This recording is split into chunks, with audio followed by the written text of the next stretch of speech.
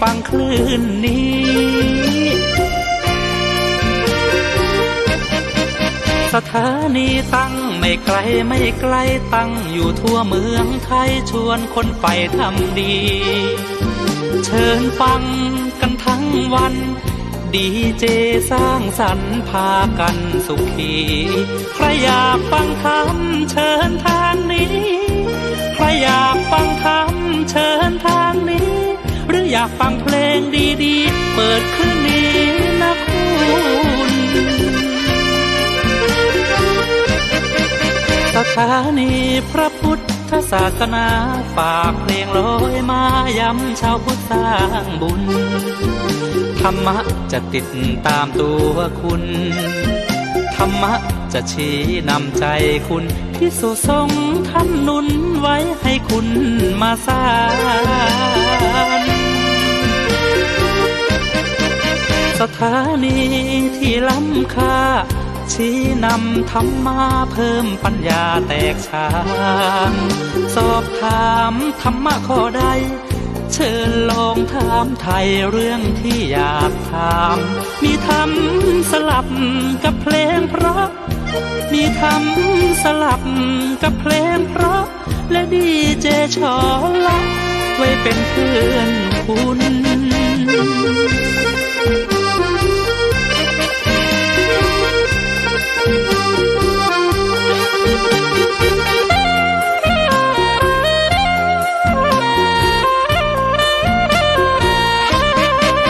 สถานีที่ล้ำค่าชี้นำธรรมะเพิ่มปัญญาแตกฉานสอบถามธรรมะข้อใดเชิญลองถามไทยเรื่องที่อยากถามมีธรรมสลับกับเพลงเพราะมีธรรมสลับกับเพลงเพราะและดีเจชอละไว้เป็นเพื่อนคุณ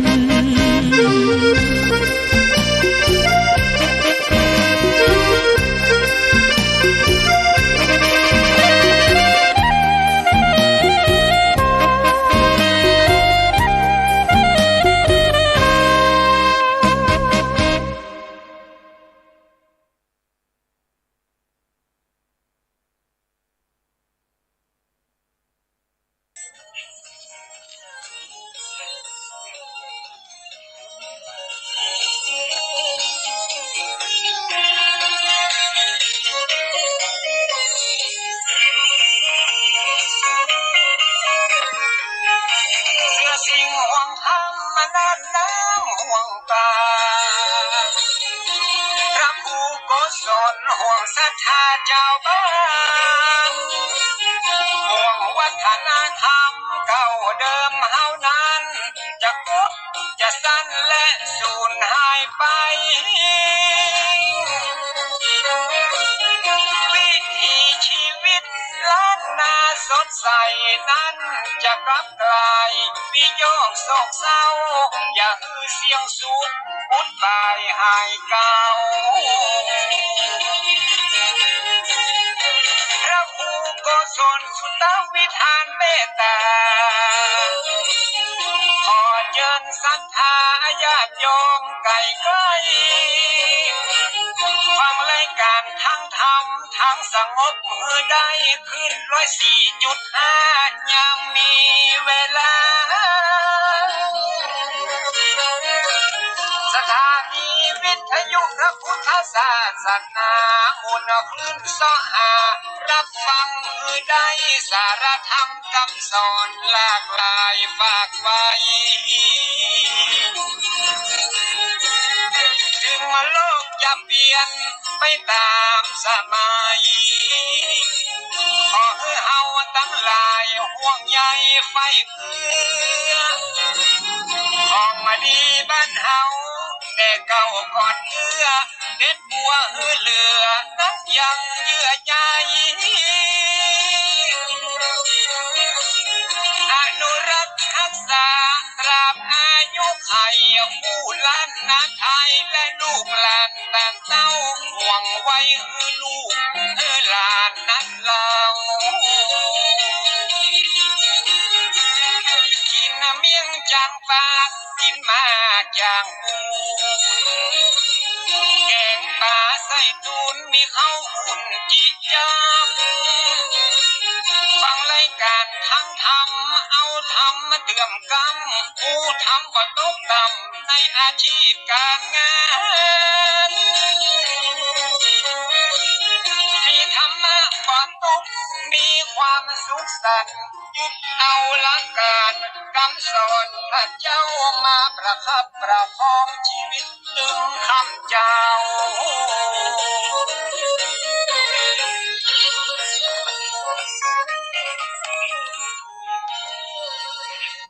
ข้อความงอกงามในธรรม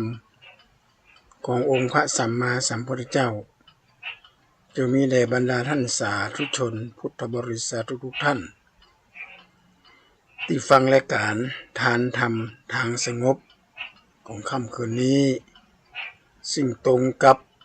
วันศุกร์เหมือนเดิมที่6 เดือนกรกฎาคมหรือเป็นห้องวันเดือน10เหนือแหม6 ค่ำและการทานธรรมทางสงบก็มีให้ญาติโยมได้ฟังอยู่เป็นประจำทุกๆวันศุกร์คืนวันศุกร์ญาติโยมสาธุชนทั้งหลายการเข้าพรรษากำลังจะครบ7 วันเหมือนพรุ่งนี้วันอาทิตย์นี่แหละก็คงจะปฏิบัติตามหลักธรรมคำสอนขององค์พระสัมมาสัมพุทธเจ้าถ้าครบ7 วันก็พากันมาชำระร่างกายชำระจิตชำระใจเฮาตื่นขึ้นมาเฮาก็ล้างหน้าแปรงฟันอาบน้ำปัดแปรงหวีผมทำความสะอาดร่างกายถ้าหากว่าเฮาบ่ทำความสะอาดร่างกายเข้าไผไม่ได้อยู่ใกล้ไผก็เหม็นกินตัวเหม็นกินเนื้อกินตัวแม้ตัวเก่าเองเฮาก็ยังเหม็นคันพอเฮาไม่ได้ทำชำระไม่ได้คัดไม่ได้ล้างแต่ในขณะเดียวกันจิตใจของคนเฮาก็ต้องชำระด้วยญาติโยมกายสะอาดหน้าตาสะอาดบ้านเมืองสะอาดแต่จิตใจคนมันบ่สะอาดนี่มันก็อยู่บ่ได้เพราะงามภายนอกงามผิวนอกกำอู้กำฉาก็เหมือนกันอูม่วนจ้าหวานจะนั่นจะนี่เราบ่ฮู้ว่าพื้นฐานของคนนั้นเป็นยังไงพ่อพระเจ้าตรัสว่าฮู้คนมีศีลเนี่ยจะต้องอยู่ด้วยกันเหมือนๆพอก่อนต้องรู้กันนานๆก่อนมันจะได้รู้ไม่ใช่ไปดูสุ่ม4สุ่ม5ไม่ได้เพราะนั้นแพทย์แผนปัจจุบันนี่ญาติโยมเพิ่นบอกว่าทำฟัสซิ่งอย่างอาตมาก็จำมาได้นะ IF อย่างไรมั่วคือล้างชำระล้างลำไส้อาหารที่เขากินเข้าไปภายใน7 วันให้ล้างออกหรือวันหนึ่ง7 วันให้ล้างอยู่ครั้งหนึ่งอันนี้คุณหมอบอกว่าคุณองค์ฟังบางที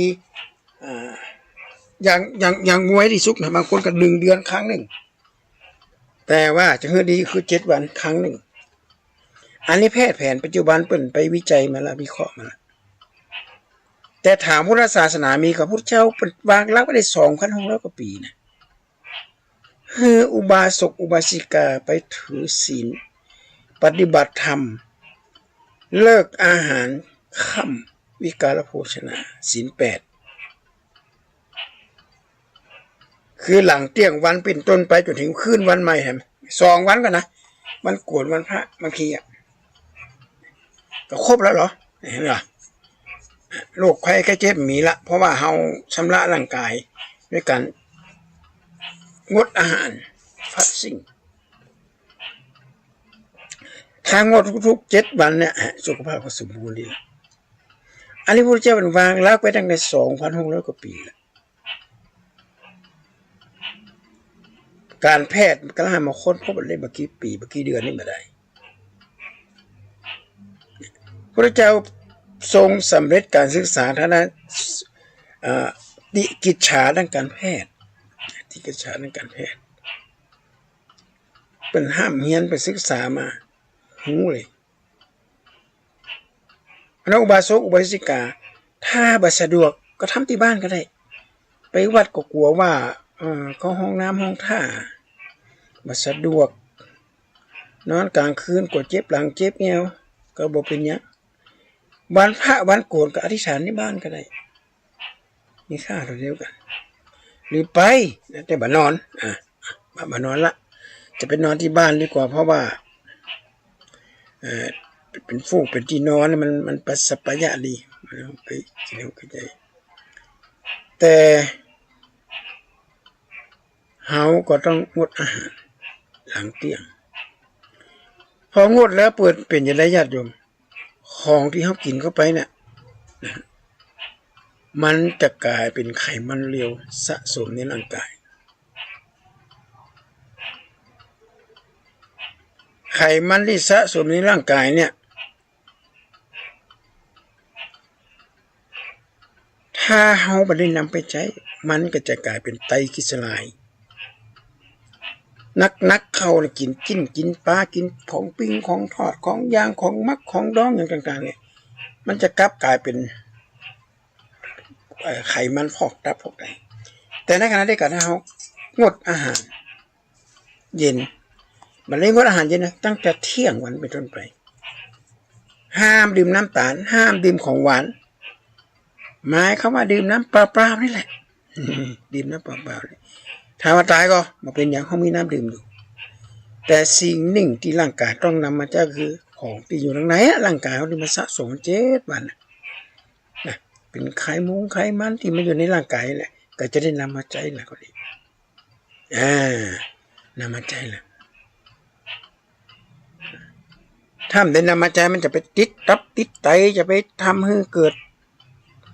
โรคภัยไข้เจ็บเนี่ยโรคภัยไข้เจ็บนี่ทางการแพทย์เป็นบอกว่ามีอยู่3 ลักษณะ1โรคติดเชื้อมีอยู่4 อย่างไม่ใช่ไป3 อย่าง1โรคติดเชื้อไวรัสต่างๆเหล่านี้ตอนนี้กำลังระบาดก็คือโรคไข้เลือดออกกับโรคไข้หวัดใหญ่ทางการกำลังฉีดวัคซีนป้องกันโรคไข้หวัดใหญ่1โรคติดเชื้อ2โรคไม่มีเชื้อโรคไม่มีเชื้อไม่สามารถที่ติดต่อทางผิวหนังก็ทางสัมผัสอย่างเนี้ยได้แก่โรคเบาหวานโรคเกาต์โรคไตโรคมะเร็งโรคเนี่ยไขมันอุดตันในเส้นเลือดเหล่านี้เป็นโรคไม่มีเชื้อจะตายกันนะขนาดเป็นดับ1รัฐบาลเคยประกาศเลยว่าเขตนี้เขตห่วงห้ามคนที่เป็นติดโรคไม่มีเชื้อไม่ได้ห้ามแต่โรคที่มีเชื้อเป็นประกาศสมมุติว่าบริเวณที่จังหวัดนั้นจังหวัดนี้มีคนเป็นไข้เลือดออกมากที่สุดถือว่าทางการประกาศว่าเป็นเขตปลอดห้ามให้คนเข้าไปอย่างโควิดมาก่อนเป็นแต่บ่ให้เข้าไปไผเป็นอย่างนี้แต่นี่ก็เป็นไข้เป็นไข้พ่นหมอ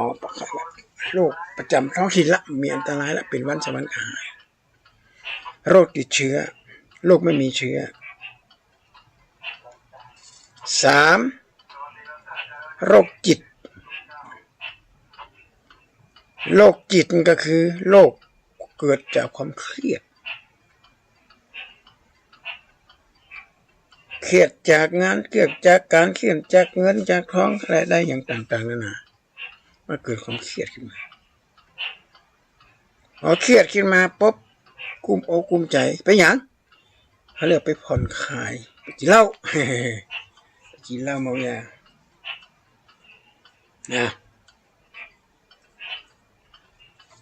และโรคที่4คือโรคเวรโรคกรรมแต่อดีตชาติละเป็นเนี่ยเวรสร้างกรรมนั้นขึ้นมามันก็เลยด้วยกันอาตมาภาพหันโยมคนหนึ่งเพิ่นว่าร่างกายเพิ่นก็แข็งแรงกินข้าวกินอย่างดีแต่เพิ่นจะมีโรคภัยไข้เจ็บมาติดเพิ่นตลอดเลย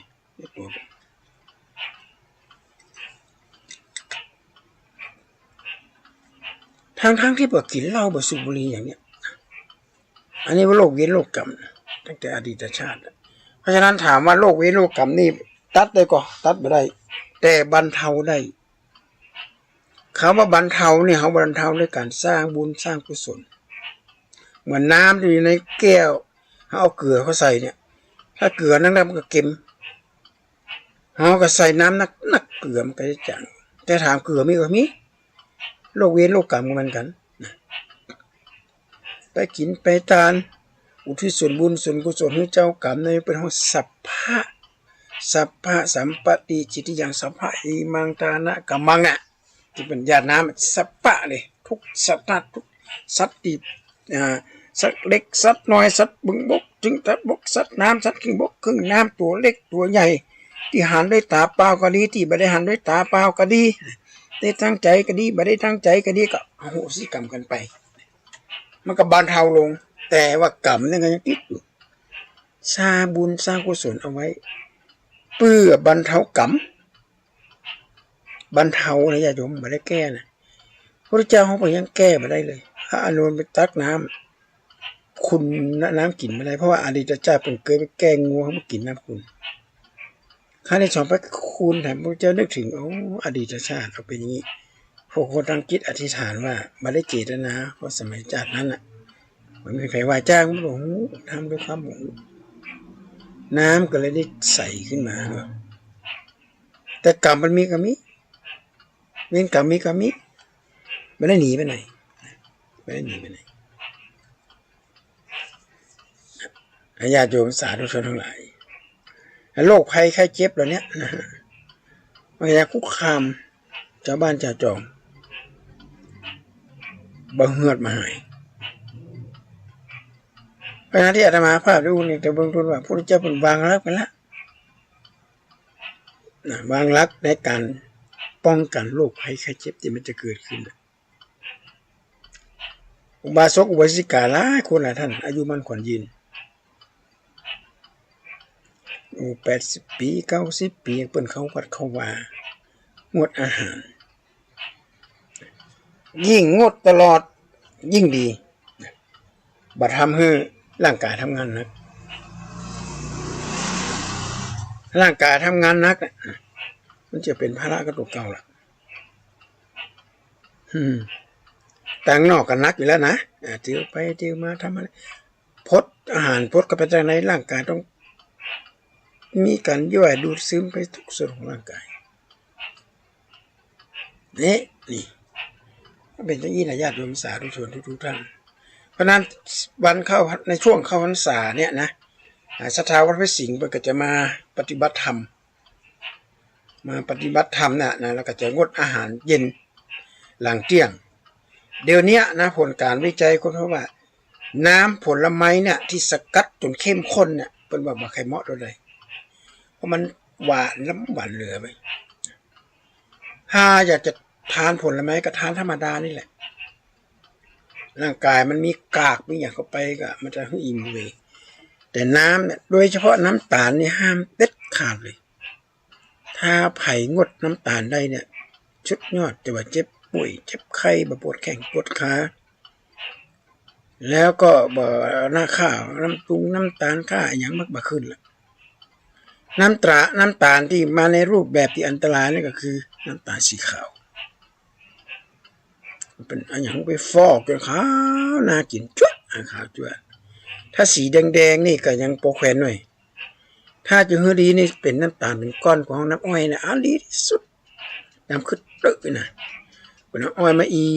ดพออีดน้ำอ้อยแล้วเป็นน้ำแล้วก็เอาไปต้มเอาไปต้มแล้วเปิดกันเป็นบล็อกก็ใส่เข้าไปใส่เป็นเข้าไปยาวเป็นฟุตเลยนะปล่อยให้มันกระด้างฮะพอมันกระด้างปุ๊บก็เอามาตัดเป็นท่อนแล้วมาขายอันนี้บาอันตรายของน้ำอ้อยบาอันตรายแต่ไม่แต่ด้วยนะไปกินนะ นอกจากจะเปลืองสตางค์แล้วก็ยังเปลืองชีวิตร่างกายถ้าจำเป็นต้องใส่น้ำตาลนะถ้าบัดจำเป็นก็ไม่ต้องใส่เราดื่มน้ำเต้าหู้เนี่ยน้ำเต้าหู้มีประโยชน์ต่อสุขภาพมีแคลเซียมนี่อย่างเงี้ยดื่มน้ำเต้าหู้ที่ไม่ใส่น้ำตาล2น้ำเต้าหู้ที่ไม่ใส่ครีมเทียมบางเจ้าไม่ลวกเลยญาติโยมเขาต้องพอกันนะไปซื้อน้ำเต้าหู้มาเนี่ย ถ้ามันเนี่ยครับนี่นะโอ้ผมใจละน้ำเต้าหู้จะไม่มีมันจะไม่กินไม่มีรสชาติเป็นมันน้ำเต้าหู้เป็นน้ำธรรมชาติเป็นถั่วธรรมชาติเขาดื่มเข้าไปจะบำรุงกระดูกอย่างบุ้งอย่างพวกก็จะมีโปรตีนอยู่อันนี้อันตรายแล้วลองพิจารณาดูดีเพราะฉะนั้นมาปฏิบัติธรรมในวัดเนี่ยก็คือเป็นฟัดสิ่งกันแหละนะฮะเป็นการชำระล้างแต่เราได้สองเด้งด้วยเราได้บุญนะได้การเจ้าใส่บาตรตักบาตรถวายอาหารพระสงฆ์เนี่ยตอนเจ้าตอนกลางวันตอน9 โมง 10 โมงบางทีก็จะฟังเทศน์ก็เหมือนกับชำระร่างกายนี่แหละอาจจะจิตใจจะได้สะอาดละตอนบ่ายๆก็ปฏิบัติธรรมยุบหนอเดินหนอย่างหนอเดินแล้วก็จะเกิดประโยชน์ต่อการเข้าวัดเข้ามาแต่ก่อนเป็นว่าสร้างวัดเข้าวัดเข้าว่าวัดอันอย่างไง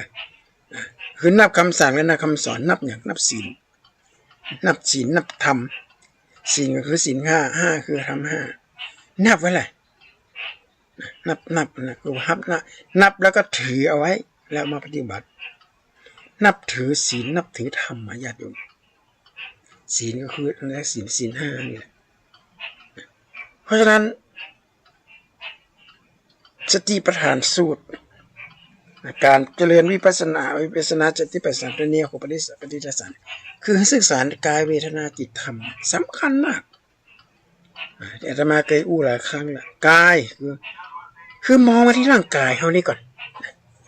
มองไว้ตัวเก่าก่อนที่จะมองที่อื่นกายเนี่ยร่างกายนี่สำคัญเปิ้นบอกว่าเฮาฮักมันก็ฮักเขาเฮาบ่ฮักมันก็บ่ฮักเขานะกายมีอย่างของกระลมหายใจเข้าออกขาดไปแค่3 นาทีตายเลยนะลมหายใจเข้าออกนี่มีความสำคัญมากหายใจเข้าออกให้อย่างมีสติจะดั้งจะดินจะเดินจะนอนจะเหินไปไหน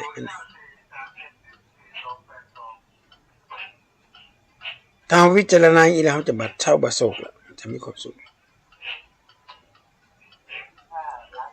พิจารณาในกายของตัวเก่ากายเวทนาความรู้สึกกายเวทนาจิตธรรมรู้สึกแล้วเอามาปรุงนะญาติโยมเห็นแล้วเกิดความรู้สึกแต่ไม่ปรุงเนี่ยอันตรายเอามาปรุงแต่งเปิ่นว่าอย่างน้อยก็เอามาแต่งมาคิดก็กินมาเลยเนาะมารับปีไปด่าไปทำโอ้โหอันนี้ก็ปรุงแต่งแล้วเนี่ยก็ปรุงแต่งหรือไปหันสีแสงเสียงงดงามปรุงแต่งขึ้นมาเลยแล้วจะปรุงไหมอย่างเฮาตายถึงมื้อถึงวันก็บ่เฮาปรุงแต่งอาหารถ้ากินอาหารธรรมชาติธรรมดานี่ก็บ่มีอันตรายแต่เฮาไปปรุงแต่งเนี่ยใครให้มันงามก็เอาสีไปทาสีย้อมขนมไปทาให้มันงดงามใครให้มันกรอบก็เอาสารอย่างกรอบก็ใส่เข้าไป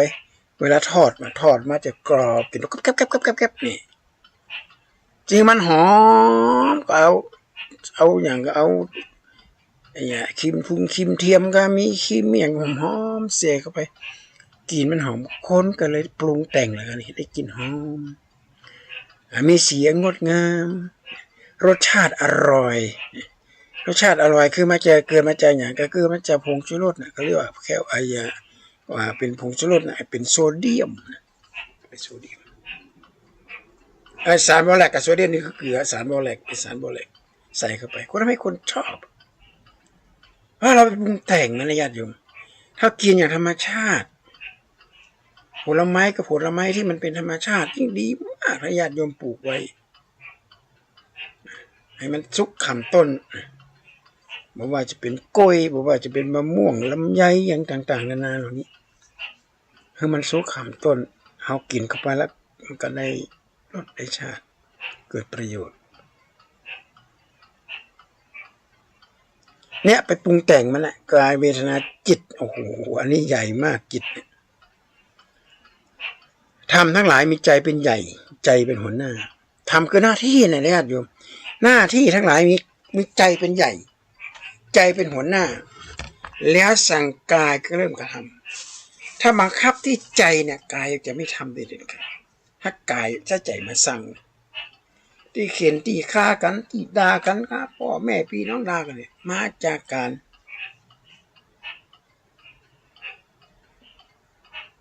ได้ยับยั้งทางด้านจิตใจนะข้ามทางด้านจิตใจเพราะว่าเอาใจเนี่ยเป็นคำสั่งให้คนฆ่ากันสั่งให้กันผลิตอาวุธสงครามปัญหาเรื่องตัวมาละญาติโยมเดี๋ยวนี้รัสเซียอเมริกาเตรียมพร้อมผลการสำรวจว่าประเทศมหาอำนาจสามารถผลิตอาวุธสงครามระเบิดโลกที่เขาอยู่เนี่ยภายในพริบตาเลยโอ้ยน่ากลัวถ้าเจอผู้นำบ้าอำนาจบ้าสงครามวันนั้นวันหายนะมาเกิดขึ้นกับเราละพระพุทธเจ้าถึงวางแล้วกายเวทนาจิตสำคัญมากถ้าจิตไม่สั่งจิตไม่รับรสจิตไม่ปรุงแต่งอาหารการกินอย่างต่างๆนั่นนะจิตใจเราก็จะสบายที่เขาเดือดร้อนกับตึงมือตึงวันนี่เพราะว่าอย่างเพราะเขาไปปรุงแต่งมันโลกเปิดก็อยู่ของเปิดดีๆอย่าเอาไปปรุงแต่งโอ้มันน่าจะหอมมันน่าจะหวานแล้วไปชอบประดิษฐ์รสชาตินี่อย่าดูเปิดนี่บอกว่านักรบเข้าสู่สนามรบกลับมาถึงที่พักติดรสชาติอาหารติดรสชาติของอาหารการกินติดความนิ่มนวลกิดความมีไปเขาเรียกว่ายินดีในเสนาสนะยินดีในอาหารยินดีในสิ่งสัมผัสย่อมพ่ายต่อข้าศึกชั้นใดโยคีผู้ปฏิบัติธรรมโยคีก็คือผู้ปฏิบัติธรรมนะยินดีในเสนาสนะยินดีในที่อยู่อาศัยยินดีในข้าวปลาอาหารย่อมพ่ายต่อข้าศึกคือกิเลสตัณหาเพราะจิตนี่เป็นเรื่องที่สำคัญมากถ้าจิตถ้าห้ามจิตได้บังคับจิตได้นี่ทุกอย่างจบแต่ถึงเมื่อในวันเขาไปปรุงแต่งเป็นโลกเปิ้นก็ยุ่งเปิ้นดีๆอย่างนั้นเขาไปปรุงแต่งขึ้นมาพอปรุงแต่งขึ้นมาแล้วมันก็เกิดปัญหาแล้วบางอย่างก็ต้องปรุงให้หน่อยหนึ่งแต่สมมติว่าเขาไปกินก๋วยเตี๋ยวอย่างเนี้ยนะเขาก็ต้องเอาผงเอาน้ำเขาใส่เอานี่เขาใส่ยกเว้นน้ำตาลกับน้ำส้มที่เขาแจ้ไว้เนี่ยพริกป่นพริกหยังเป็นทัวเป็นอย่างก็ต้องระมัดระวังบางทีจะมีสารอัลฟาท็อกซินสารอัลฟาท็อกซินนี่ไม่ได้อยู่ในทัวอย่างเดียวนะญาติโยมแม้กระทั่งในพริกยังเป็นในพริกยังเป็นนะญาติโยมที่ชอบออกจากบ้านไปกินอาหารตามสั่งก็ให้ระมัดระวังให้ดีระมัดระวังเป็นกรณีพิเศษเพราะอาหารแถบนี้นะคนขายบาได้คำนึงถึงความหายนะที่จะเกิดขึ้น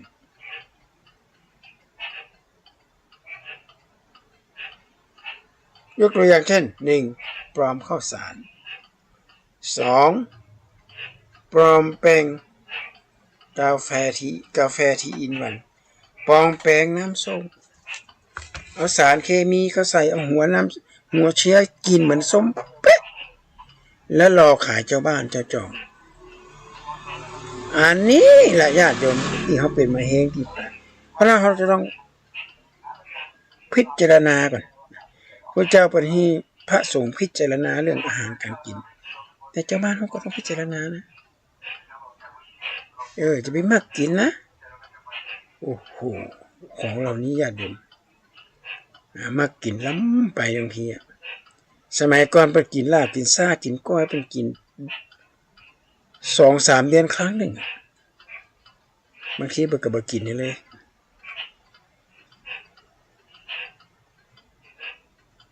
เนี่ยอาหารกันกินคือเราปรุงแต่งกันขึ้นมาเวทนาเนี่ยกายเวทนาจิตจิตปรุงแต่งธรรมะกายเวทนาธรรมก็คือหน้าที่หมายความว่าเราทำหน้าที่โดยมีหลักศีลธรรมกำกับไว้ทำหน้าที่นะญาติโยมเกิดมาเขาทำหน้าที่แต่ละอย่างเนี่ยเหมือนกันร่างกายเขาเรามีหน้าที่เขาเคี้ยวเขาไปปุ๊บก็กลืนเข้าไปเนี่ยทุกส่วนร่างกายต้องทำงานทันทีทันใดเลยมันจะไปอวดหูอวดโลกโอ้ยนั่นก็ไม่ใช่หน้าที่ของข้านั่นเป็นโอ้ว่าเข้าไปไม่ได้นะร่างกายจะต้องทำงานทุกอย่างขนาดว่ากระเพาะทำงานแบบปกติก็ต้องมาหาหมอละนี่ล่ะกดไหลย้อนมั่งยังมั่งต่างๆนานาก็เพราะว่าร่างกายมันมาทำงานละ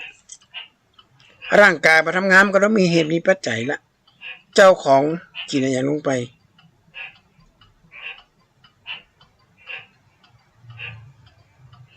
ทำให้ร่างกายมันต้องเปลี่ยนจะอีก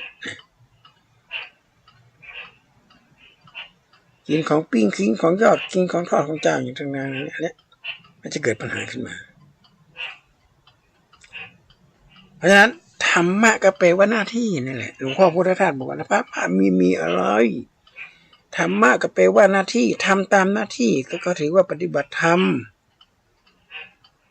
เป็นพ่อเป็นแม่ก็ทำหน้าที่ความเป็นพ่อเป็นแม่เป็นลูกก็ทำหน้าที่ความเป็นลูกเป็นครูบาอาจารย์ก็ทำหน้าที่ของครูบาอาจารย์ลูกศิษย์ก็ทำหน้าที่ของลูกศิษย์ตามหลักทิศ6ญาติโยมถ้าต่างคนก็ต่างเห็นความสำคัญของหน้าที่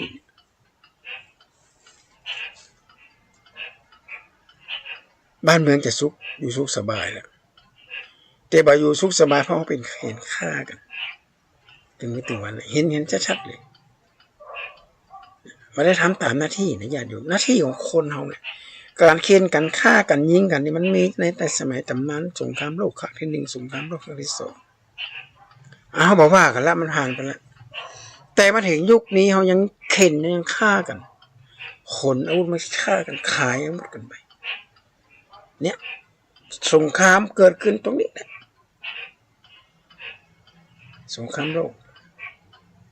ตึกรามบ้านช่องแป้งมาจัดดีระเบิดใส่ตู้มเหลือเรียบร้อยพอตึกมันใหญ่น้ำหนักมันหนักมันเอียงหน่อยตายแล้วกว่าจะแปลงขึ้นมาใหม่เนี่ยต้องใช้เงินหลายร้อยล้านนี่คือปัญหานักในญาติโยมสาธุชนทั้งหลายเพราะนั้นสติปัฏฐาน4นะที่ญาติโยมคุณแม่กัญญาที่มาปฏิบัติธรรมพร้อมคณะพร้อมลูกหลานมาก็เอาสิ่งเหล่านี้เอาไปใช้ในกิจวัตรประจำวันถ้าไม่ได้นำสิ่งถ้าไม่ได้ปฏิบัติธรรมเนี่ยคนยิ่งมีอายุหนักขึ้นมาเนี่ยความเครียดเกิดขึ้นมีนิทานอยู่เรื่องนึงเนี่ยเขาบอกว่ายายคนหนึ่งขึ้นไปบนรถไฟขึ้นไปบนรถไม่ใช่รถไฟละเขาไปนั่งมีหญิงสาวคนหนึ่งขึ้นมาแย่งที่นั่งของยายมานั่งเบียดเอากระเป๋าทิ่มเข้าใส่หน้าคุณยายก็มือปิดผู้หญิงที่เอากระเป๋ามาทิ่มหน้าคุณยายพยายามที่จะด่าคุณยายนะแต่คุณยายก็ยิ้มผู้หญิงคนนี้ก็ลงไปแล้วมีผู้ชายคนหนึ่งถามยายทำไมยายไม่โต้ตอบเขาเด็กวานซืนเอากระเป๋าทิ่มหน้าทิ่มตายายเนี่ยยายก็บอกว่าระยะทางการเดินทางมันมีระยะน้อยหนูอีกไม่กี่ข้างหน้าเนี่ยยายก็จะลงแล้วเขาเห็นไหมเขาขึ้นมาทีหลังเขายังลงก่อนยายเลยเพราะนั้นอย่าไปเสียเวลากับการทะเลาะเบาะแว้งกันทำไมยายไม่ได้เกิดมาเพื่อจะมาก่อ ก่อกรรมทำเข็ญไปด่าเขามันได้ประโยชน์อะไรขึ้นมาเด็กคนนี้คิดขึ้นได้คิดนะเจ้าโอ้อย่างนี้ยอดประเสริฐเพราะชีวิตเราอยู่ในโลกนี้เปล่าอีกไว้เราก็ไปกราบอยู่ในโกรธนี่กระดูกเล็กนี้เดี๋ยวแล้วพอเอาโกรธมารวมกันเราจะรู้ไหนว่าโกรธของสาวโกรธของผู้หญิงเกิดของผู้ชายเกิดของนักโก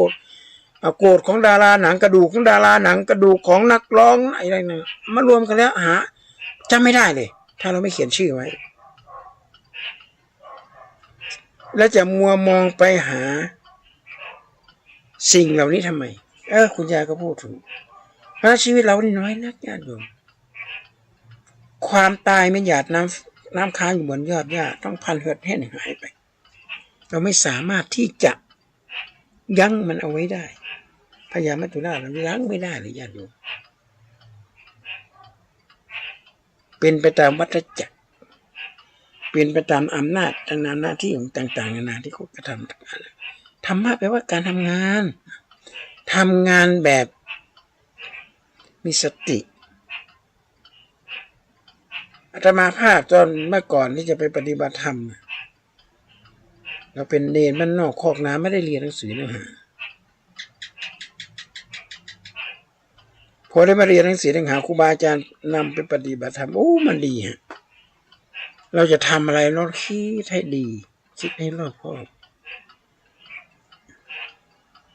สิ่งที่เราได้ยินไปมันจะอันตรายต่อตัวไหมอันตรายต่อจักรวาลไหมกีดขวางการเดินทางไปสู่อนาคตไหม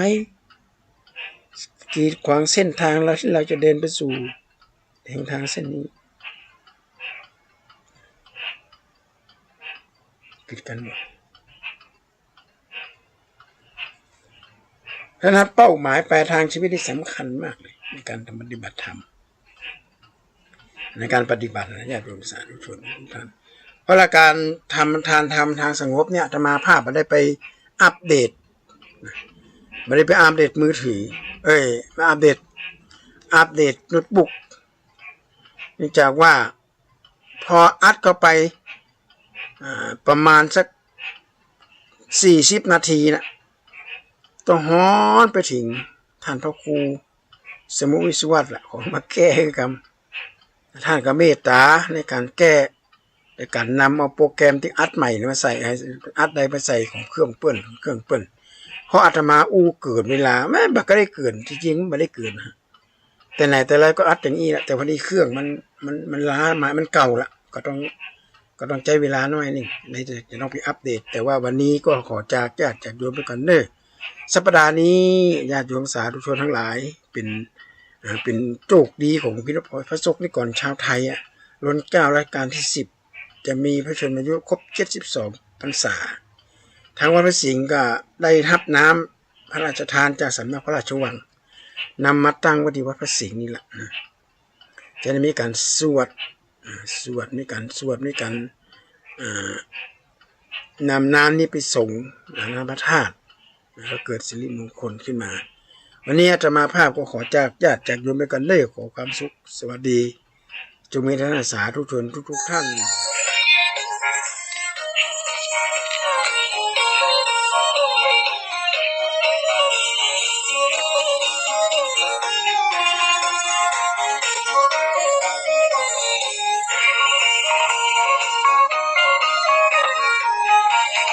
สิ่งห่วงธรรมมานาน้ำห่วงตาพระผู้กุศลห่วงศรัทธาเจ้าบ้านห่วงวัฒนธรรมเก่าเดิมเฮานั้นจะพุทธจะสั้นและสูญหายไปวิถีชีวิตล้านนาสดใสนั้น